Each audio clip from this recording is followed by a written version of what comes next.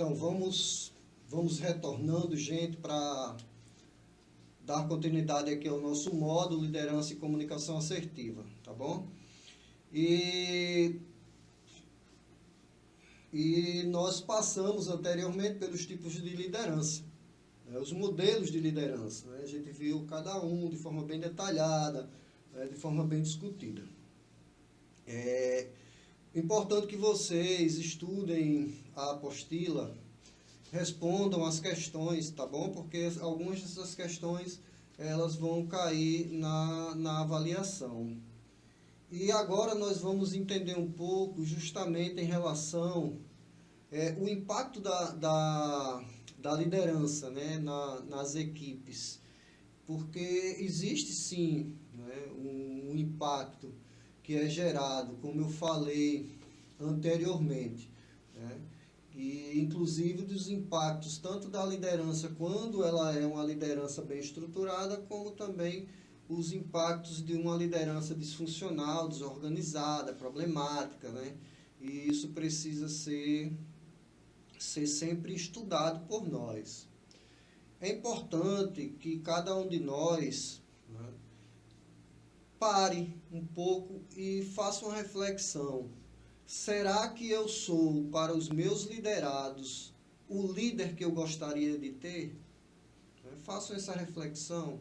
Escrevam alguma coisa aí. Mande para a gente, coloquem aqui nos comentários, né? Respondam para mim isso. Será que eu sou, para os meus liderados, o líder que eu gostaria de ser? Vamos manter essa ideia na nossa cabeça daqui para frente, tá bom? A gente entende que nós dividimos os impactos em positivos e negativos, tá? E os impactos positivos de uma liderança estruturada, né? Quais são esses impactos? Primeira coisa, né? Uma liderança que se pauta na clareza das informações, na transparência das informações, uma liderança que se baseia, né, no apoio e no incentivo ao desenvolvimento dos seus liderados, como as lideranças nos modelos democrática, transformacional e servidora, elas acabam promovendo uma série de benefícios. Benefícios que vão além do benefício de somente atingir aquele liderado. Ele vai reverberar em todo o sistema, em toda a organização da qual você faz parte. E são assim, benefícios tangíveis e intangíveis, né? Alguns a gente vai ter como mensurar, outros a gente não vai ter como mensurar de forma específica. Quais são esses objetivos? Vamos só citar alguns. E aqui eu trago para vocês a maior coesão da equipe. Então, líderes que promovem o diálogo, a participação e o senso de pertencimento, eles contribuem para que os membros da equipe se sintam mais conectados uns aos outros e com a missão da instituição. Então, é muito importante esse incentivo, esse fomento, né? Essa motivação para a participação.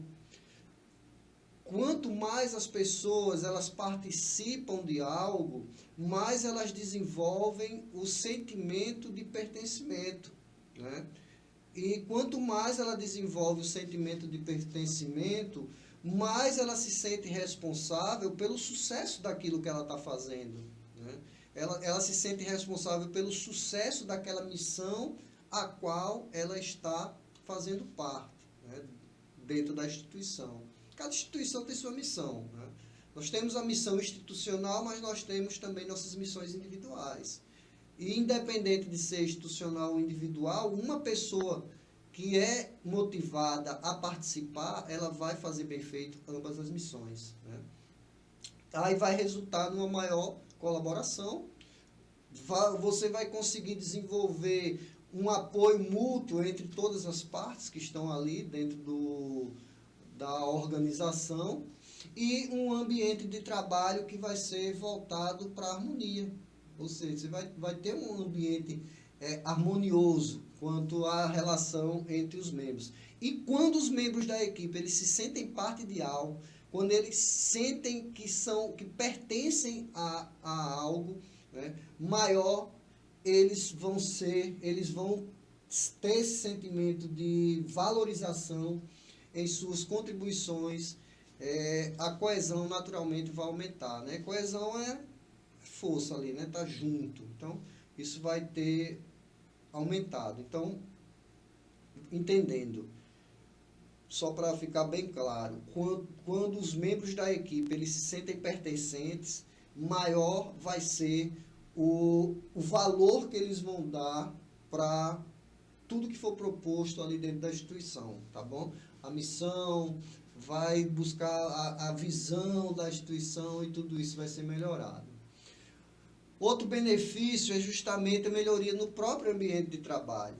Tá? Um líder inspirado, ou inspirador, um líder ético, ele acaba criando um clima organizacional positivo, onde a confiança ela é estabelecida, o respeito, a segurança psicológica, elas acabam sendo prioridade. E segurança psicológica, ela vem muito da questão do trato mesmo, do dia a dia. Tá?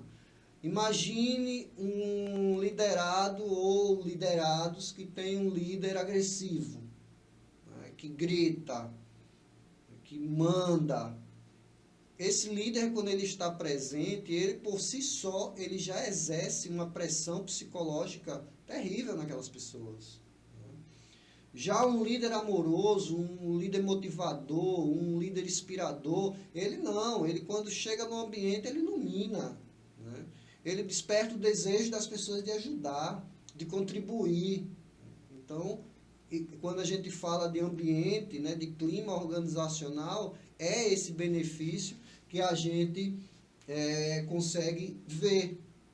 E um lugar onde não existe essa pressão psicológica, você tem uma redução na carga de estresse e um aumento significativo na satisfação, né, daquelas pessoas que estão ali, daquelas pessoas que vão estar produzindo diariamente e que vão ter as suas capacidades de criação, a sua criatividade, o seu senso inovador vai estar alimentado por aquele líder que está iluminando aquele local. Então, um ambiente de trabalho saudável é fundamental para garantir o quê? Para garantir o bem-estar da equipe e, consequentemente, para você ter ótimos resultados na qualidade de todos os serviços que você prestar. Né? E se eu não presto serviço? Se eu fabrico calça, você vai fazer a melhor calça que tem. Os seus funcionários vão produzir as melhores calças que existem. Se o ambiente de trabalho for um ambiente acolhedor, for um ambiente de leveza, né, psicológica, né, se for um ambiente de leveza espiritual. Então, um ambiente organizacional sadio, ele proporciona até esse bem-estar espiritual para as pessoas, né, porque a pessoa se sente bem, é diferente, tá, de um ambiente de terror. Então, outro benefício de um líder carismático, de um líder preparado, é justamente o aumento da empatia, da colaboração e da produtividade de todos.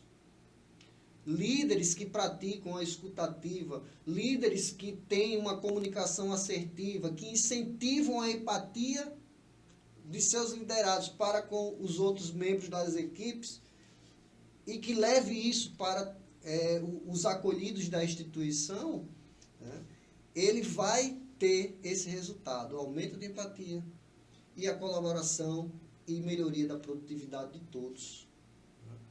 Produtividade, gente, não está só em manufatura, não. Nós também somos produtivos intelectualmente. Eu preciso estar bem para poder estar fazendo essa aula aqui para vocês. Eu estou produzindo. Né? Eu estou produzindo. Então, isso aqui é uma produtividade. Tá?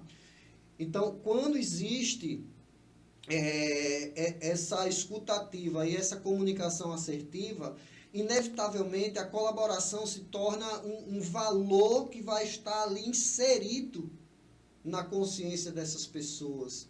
Vai levar as pessoas a buscarem sempre soluções eficazes com foco em quê? Na melhoria dos processos produtivos, quer sejam eles manuais ou intelectuais. Né? Então, vai existir isso daí.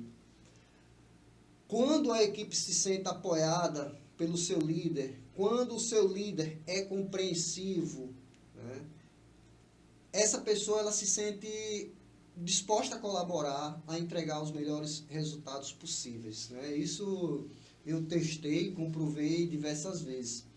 Eu lembro, vou contar para vocês, eu lembro que quando eu estava na supervisão, né, de equipe, eu tinha meus pares, né, que eram outros supervisores, e muitos supervisores, eles utilizavam o modelo de liderança autocrática, né, ou seja, eles eram rígidos com seus liderados, eles tinham essa tendência a cobranças exageradas, a humilhar, né, durante as reuniões, que eles chamavam, no caso de exposição, eu vou expor o cara lá durante a reunião.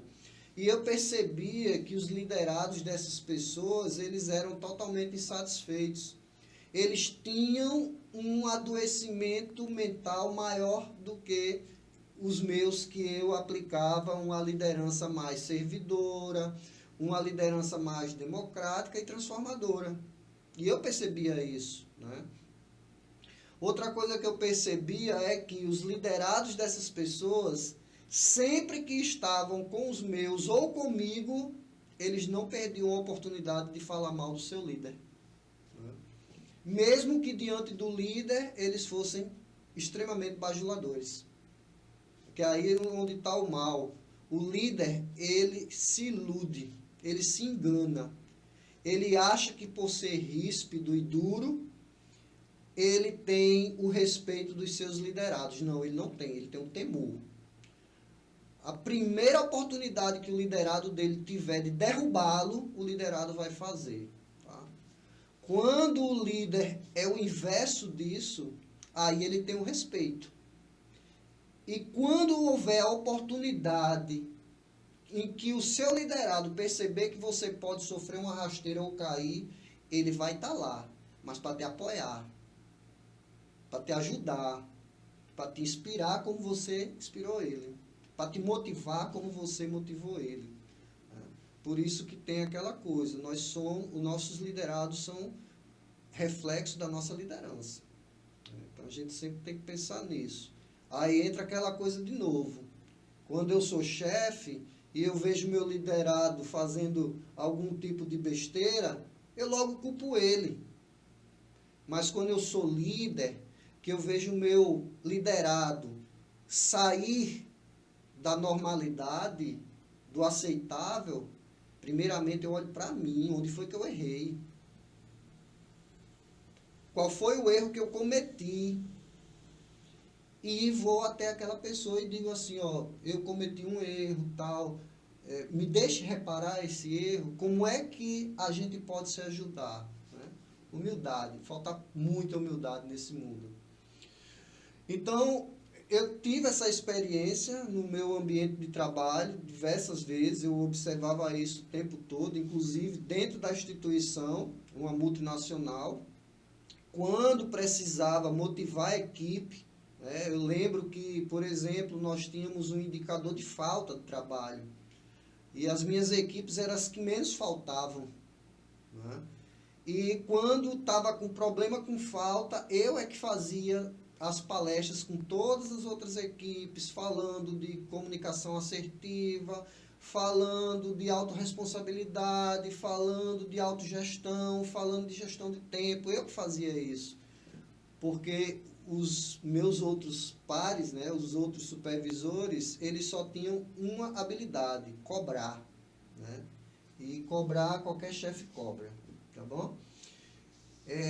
Então, Chiavenato e Ebase, eles acabam que eles ressaltam, né, como o engajamento e a motivação impulsionados por uma liderança eficaz se traduz em ganho de produtividade na qualidade de trabalho. Então, é é resultado, né? Então, isso aqui é estudo que esses três, né, autores, o Chiavenato, o Base e o Riggio, eles fizeram, né? Chiavenato 2014 e Base e Riggio 2006. Eu acredito que eu também estou deixando esses livros aí para vocês lerem, tá?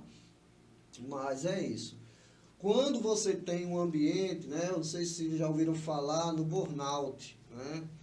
Que burnout é um problema de saúde mental, é um problema que afeta profissionais que passam por uma alta carga de cobrança, né? Outro dia eu vi um palestrante idiota que acha que é psicanalista, que estava dizendo que se perceber que alguém da equipe dele tem burnout, ele manda demitir, né? Isso é total falta de empatia. Essa não é a visão de um líder que você tem que ter, tá? Um líder não faz isso. Um líder, quando ele perceber que um liderado dele tem burnout, ele tem que estender a mão e ajudar. Ele tem que estar ali, ele tem que fazer com que aquela pessoa busque socorro. E não ser estúpido e dizer, eu botava logo para fora, né? Mas eu ouvi isso da boca de uma pessoa que se diz psicanalista em um curso de formação, um curso de capacitação. Então, até hoje eu estou horrorizado com isso. E eu não perco a oportunidade de dizer isso em lugar nenhum. Tá? Por isso que existe a diferença entre o profissional da psicologia, da psiquiatria, que estudou para aquilo, e esses profissionais psicoterapeutas que foram formados em cursinho de 12 horas. Né? Então, por isso que eu digo a vocês, precisou de um profissional, vai para um profissional formado de verdade. Então, quando você tem um ambiente saudável, um ambiente onde o líder exerce uma influência positiva, né, é um exemplo a ser seguido, você tem uma redução nos índices de estresse, como eu falei anteriormente, e também nas situações de problemas de burnout. Né? Ou seja, um ambiente desafiador, como de uma casa de acolhimento, que a gente sabe que é desafiador, todo dia tem um desafio novo para a gente superar. O estresse é alto, né? O estresse é alto.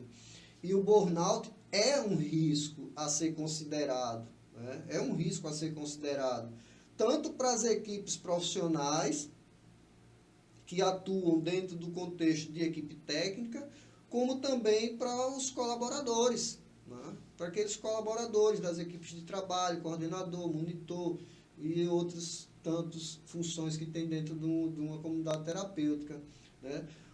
A liderança que se preocupa com o bem-estar de todos, que se preocupa com o bem-estar da equipe, ela vai oferecer o suporte para isso, né? Vai oferecer segurança, vai distribuir as tarefas de forma equitativa e justa.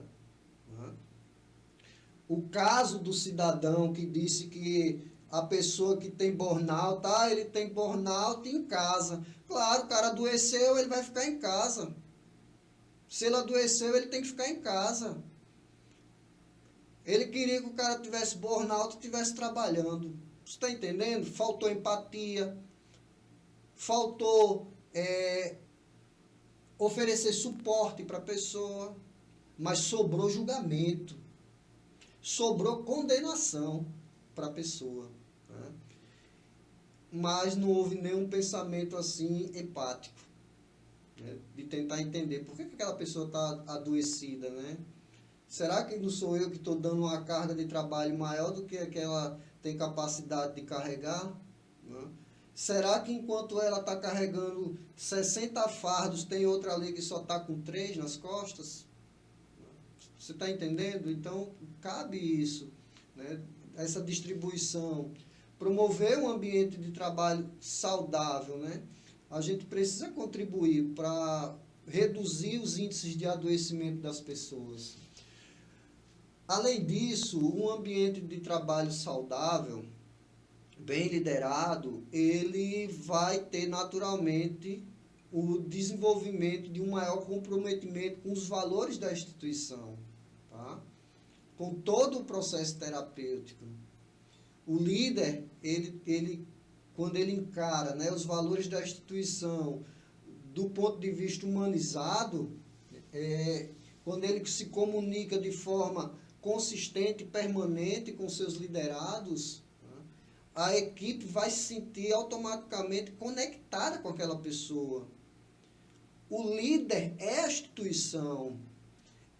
O liderado vai se sentir instituição também. Né? Então você vai ter todo essa... fazer com que essas pessoas incorporem, né, os valores institucionais e reflitam aquilo no dia a dia, né, fortalecendo o compromisso das nossas casas de acolhimento, das comunidades terapêuticas em recuperar e reinserir essas pessoas no mundo do trabalho. Né? Então, tudo isso é fundamental. Então, a gente passou aqui justamente pelos impactos positivos. Né? A gente passou pelos impactos positivos. Mas existem também os impactos negativos. Né? Uma liderança disfuncional, ela acaba se caracterizando por práticas autocráticas excessivas. Tá? Uma liderança disfuncional, ela tem pouca efetividade na comunicação, é uma comunicação ruidosa, sem clareza, né? É ineficaz, existe uma ausência de apoio individual ou apoio mútuo, né? Aí começa a gerar ciclo de problemas que vão comprometendo também a eficácia e a sustentabilidade do próprio negócio. Porque não se enganem, né? A comunidade terapêutica, casa de acolhimento, é um negócio. Né? É um negócio feito por gente, por pessoas. E as pessoas precisam ter bem-estar também. Né? Tanto os nossos acolhidos, quanto nós que fazemos essas instituições. Tá bom? Aí eu deixei aí na apostila, inclusive, uma tirinha de Mafalda, para vocês darem uma lida depois, tá bom? Que fala justamente a respeito de comunicação, como a comunicação ela pode ajudar na gestão de conflito, tá bom?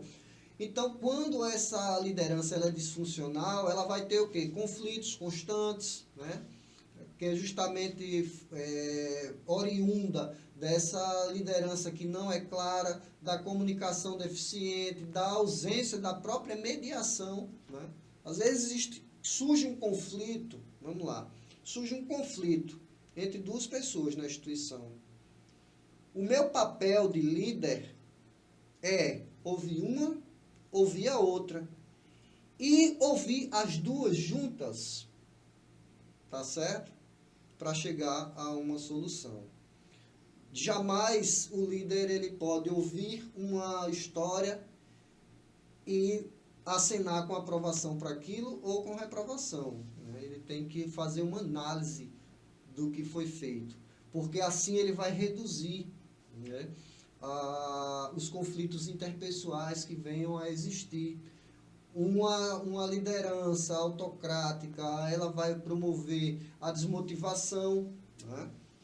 Porque os líderes acabam que não reconhecem a importância do trabalho das pessoas, não dão devolutiva sobre como está, né, a evolução daquela pessoa dentro da instituição, do campo de trabalho. É importante essa devolutiva. Lembra que eu falei? Você, uma vez por semana, chama aquela pessoa, conversa com ela. Agora sim, é uma conversa verdadeira.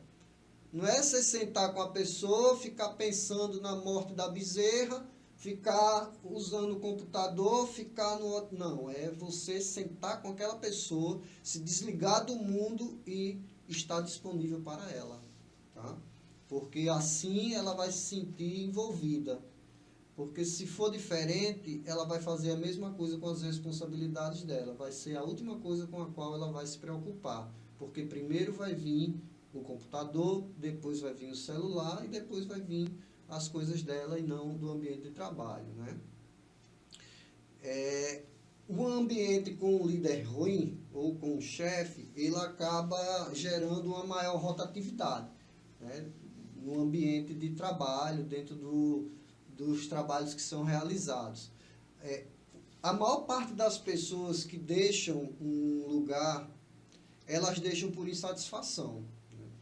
Normalmente, essa insatisfação ela é promovida pelo estresse e pela falta de perspectiva, ou de crescimento pessoal dela e profissional dentro da instituição, ou por falta de expectativa mesmo, de perspectiva de que a sua liderança melhore. Então, ela normalmente ela vai abandonar. Então, aí, a partir disso, a gente vai ter queda na qualidade do acolhimento, né? Que aí é importante, né? Que esses problemas de liderança, sempre, gente, eles vão ser refletidos no nosso cliente final. Quem é nosso cliente final? É o cidadão que a gente atende. São os nossos acolhidos que a gente atende. É a família dos acolhidos que a gente atende. É a própria sociedade. Então, líderes que não fazem o trabalho de forma satisfatória geram liderados insatisfeitos e que vão refletir essas insatisfações em todas as suas esferas de atuação, tá? Então é importante a gente ficar atento para isso, para esse desenvolvimento dos nossos líderes. Ser líder é algo muito complexo, porque as pessoas elas não querem exercer uma liderança e abrir mão de poder. Na cabeça de muitos líderes, que na verdade são chefe, né, na cabeça de muitos líderes que são chefe, se eu delegar, se eu deixar participar, se eu acatar uma sugestão do meu liderado, eu vou estar transferindo meu poder para ele. E a qualquer momento aquela pessoa pode assumir o meu lugar e eu vou dançar. Aí a gente perde, né? Perde a pessoa, o líder medroso de aprender, de se desenvolver, perde o liderado de crescer profissionalmente, de aprender também, e perde toda a instituição, porque sempre vai ter, né, vamos dizer assim, vai sempre ter uma prestação de serviço que poderia ser melhor e não vai ser, tá bom? E dentro das rotinas das comunidades terapêuticas, né, e das casas de acolhimento, a liderança ela tem que estar ali, né? A liderança ela acaba sendo a espinha dorsal dentro de todo o processo, tanto dos processos terapêuticos, como também dentro da organização institucional. Porque o momento em que o líder ele se integra administrativo e terapêutico, ele consegue ter um entendimento mais macro de toda a situação dentro daquela comunidade. Por isso que se fala tanto que o bom líder é o líder comunicativo, é aquele líder que atua de forma transparente, com uma transferência de informações claras e precisas. Porque quanto mais eu informo, mais eu oriento. E eu preciso dessas orientações. Preciso fazer com que as pessoas elas tenham esse entendimento, né, de que elas estão ali justamente para se desenvolverem. Né? É fundamental que a gente tenha sempre isso em mente. Beleza? Então, a liderança do coordenador, ela não vai se manifestar apenas nos momentos de crise. Gente, nós não podemos ser líderes bombeiros, tá? A gente precisa ser líderes mais para jardineiros. Né? Porque o líder bombeiro, ele chega lá na hora só de apagar o fogo. E às vezes ele até apaga o fogo, mas aí o prédio já foi consumido, né, que a gente pode interpretar pela paciência, pela vontade de ajudar, né, pela saúde das pessoas já foi consumida. Já o líder jardineiro não, ele vai do preparo da terra, ele bota a semente no solo, ele rega, e quando ele menos percebe, ele tem um resultado, um lindo jardim. Né? E ele só faz a manutenção. Então, precisamos ser líderes jardineiros e não bombeiros, né? Então, não podemos agir só em momentos de crises, Não podemos agir somente em momento de gestão de conflitos, que eu acredito que é o próximo módulo, mas também na gestão do dia a dia, na promoção de um ambiente organizado, né, no incentivo à participação e à corresponsabilidade, a corresponsabilidade dos membros que estão ali. Lembra daquilo que eu falei para vocês, que a gente tem que fazer com que as pessoas se sintam parte? Então, a gente precisa fazer com que cada um se sinta partícipe da coisa. Né? Isso inclui todo mundo, isso inclui a equipe técnica, desde o psicólogo, assistente social, coordenador, monitor, né? E todo mundo que está ali disposto a ajudar. Tá? A maneira como você, eu, líder, lidamos com as rotinas, né, do dia a dia, reflete diretamente na disciplina do ambiente, né, no senso de propósito que cada um tem ali dentro com o seu tratamento e com suas atividades, suas obrigações. Reflete também diretamente na eficiência, tá, e na eficácia do programa de acolhimento, né, no programa terapêutico, influenciando de forma positiva ou negativa na motivação ou não, no engajamento ou não dos acolhidos nos processos. É muito comum a gente chegar em alguns lugares que sempre tem aquele grupinho de acolhido que não quer participar de um curso, que é promovido, que não quer participar de uma palestra, que é promovido. Mas será que é porque eu não estou sendo mandatário e querendo obrigar? Ao invés de ser esclarecedor e explicar a importância? Vamos pensar nisso, tá? Vamos pensar nisso. Além disso, é muito importante a gente estabelecer, né, algumas ideias.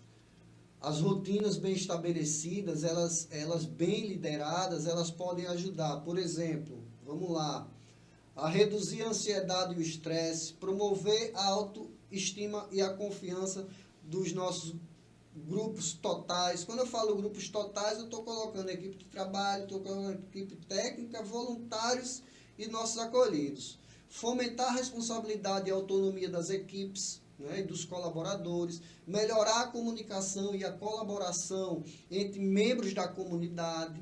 Tá? Aumento da eficácia no tratamento e, no final, a satisfação do nosso acolhido. Isso é o que a gente quer, é satisfação. Tá? Qual é o nosso objetivo? Não é fazer das comunidades terapêuticas e casas de acolhimento um ponto de referência. Né? Então, se é a nossa ideia fazer isso, o momento é agora, tá? É aprender e aplicar. Então, a liderança eficaz na gestão das rotinas é essencial, é importante, né? E a gente também não pode confundir uma coisa.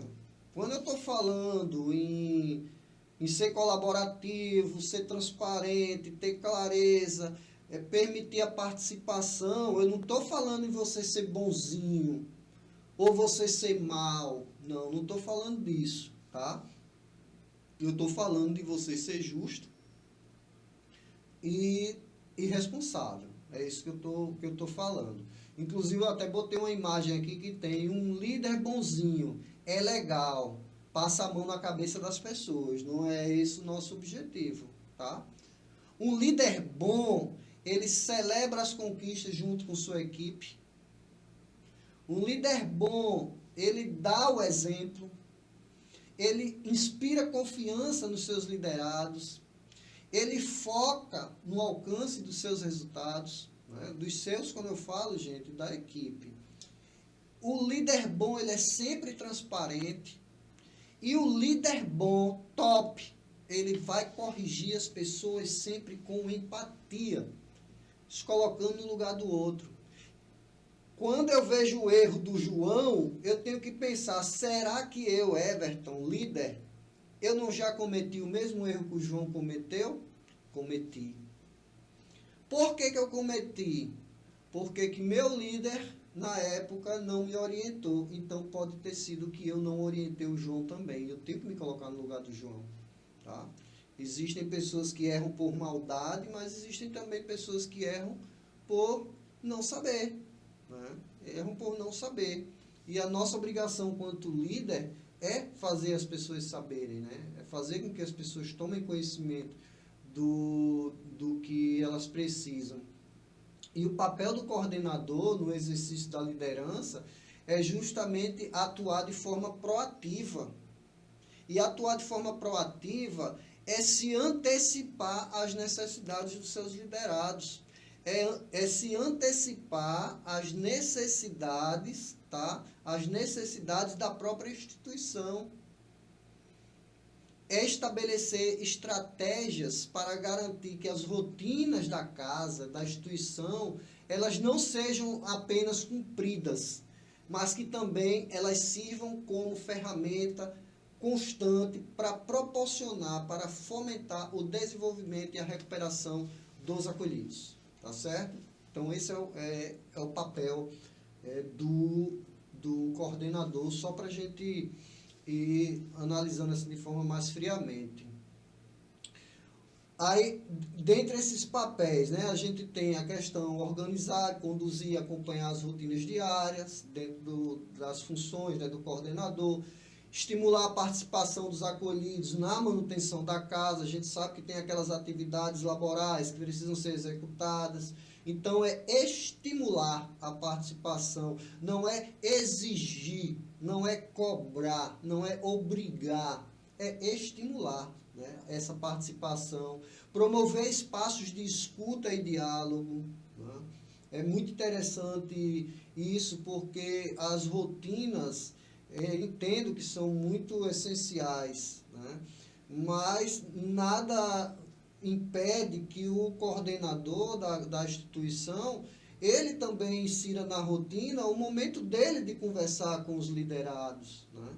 E quando eu falo desse momento, gente, por favor, não levem e limitem exclusivamente a momentos espirituais, não. Vamos falar da vida, tá? Vamos botar um filme e comer pipoca, tá?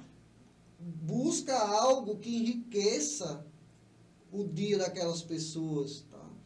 Uma mensagem, vamos fazer um estudo comentado de um livro, né, que é bem interessante. E tudo isso é possível. Tem um livro que eu estou deixando aqui, o Manual de Comunicação Não Violenta, que ele dá para fazer uma ótima atividade. Lê um capítulo por semana com os seus acolhidos. Lê não, estuda um capítulo por semana. Desenvolva essa habilidade, né, de comunicação com os seus acolhidos, que vocês vão ver, né, uma grande diferença. E isso é promover um ambiente de escuta e diálogo. Porque quando eu paro para estudar, para fazer um estudo comentado de um livro, eu estou escutando e dialogando com todos, né? E acaba sendo interessante. Você vai começando a criar, em vez de você criar ciclos de problemas, você está criando ciclos de resolução, né?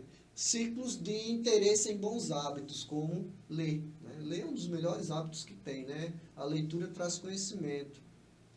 O coordenador, ele também facilita as reuniões, né? Principalmente reuniões onde dele seja exigida devolutivas de como está o comportamento de seus liderados, né? Por exemplo, uma reunião do coordenador com o diretor de um projeto, né?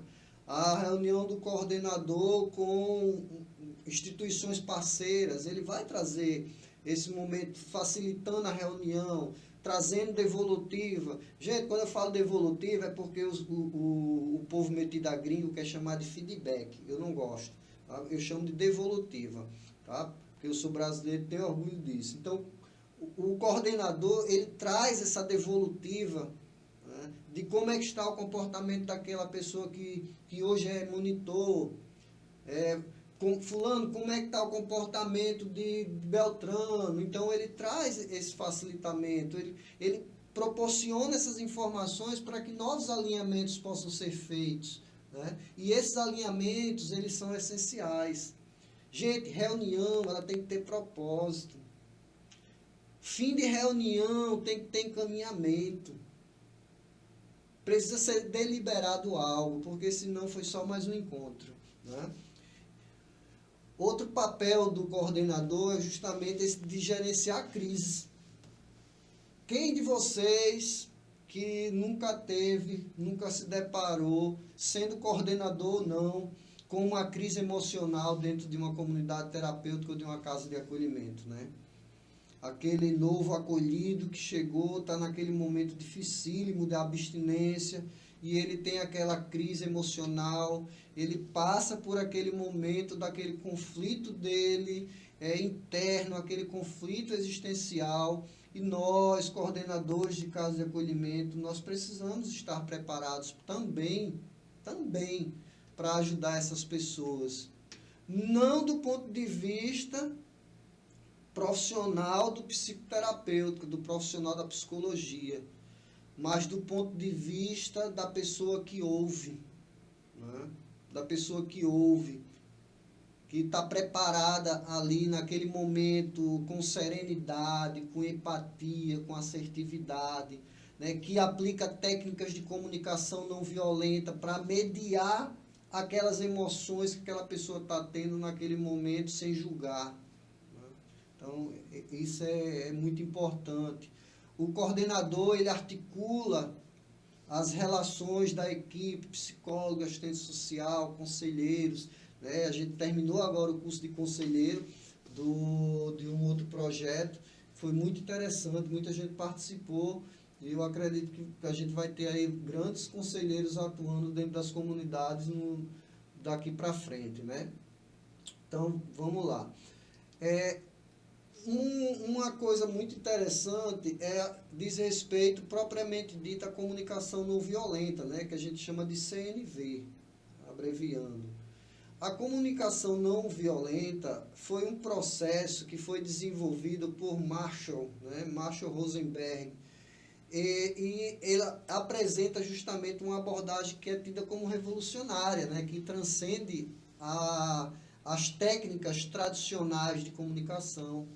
Ela constitui-se mais como um conceito filosófico, né, de vida, do que propriamente dito uma técnica de comunicação, né? Porque para se comunicar, você estabelece uma técnica e você, a partir dessa técnica, você vai desenvolvendo isso.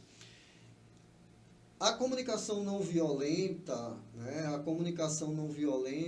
ela propõe uma forma de se relacionar com os outros e consigo mesmo, né? Às vezes eu sou violento comigo mesmo, você é violento consigo mesmo, né? Às vezes a gente tem tanta compaixão pelos outros, mas a gente deixa de ter compaixão conosco mesmo, né?